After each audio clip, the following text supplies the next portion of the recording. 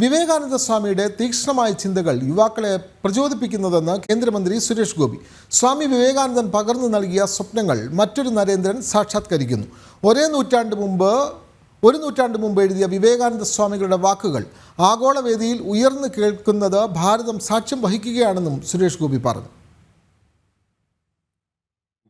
വെറും 39 വർഷം ജീവിച്ചിരുന്നുള്ളൂവെങ്കിലും ഇന്ത്യയിലും ലോകത്തും മായാത്ത മുദ്ര പതിപ്പിച്ച് ദീർഘവീക്ഷണമുള്ള നേതാവായിരുന്നു. അദ്ദേഹത്തിൻ്റെ തീക്ഷ്ണമായ വാക്കുകളും അഗാധമായ ചിന്തകളും അദ്ദേഹത്തിൻ്റെ മാതൃകാപരമായ ജീവിതവും ദശലക്ഷക്കണക്കിന് തലമുറകളെ പ്രചോദിപ്പിക്കുന്നു. ഇന്ന് ഇന്ത്യൻ പാരമ്പര്യത്തിൻ്റെയും തത്വചിന്തയുടെയും ഏറ്റവും വലിയ അംബാസഡറും ശക്തവും ഐക്യവും പുരോഗമനപരവുമായ ഇന്ത്യയെ വിഭാവനം ചെയ്ത ക്രാന്തദർശിയുമായിരുന്നു അദ്ദേഹം.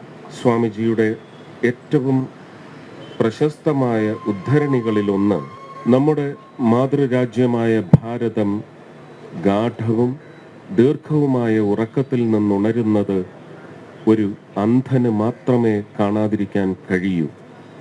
ഇനി ആർക്കും ഇന്ത്യയെ തടയാൻ കഴിയില്ല.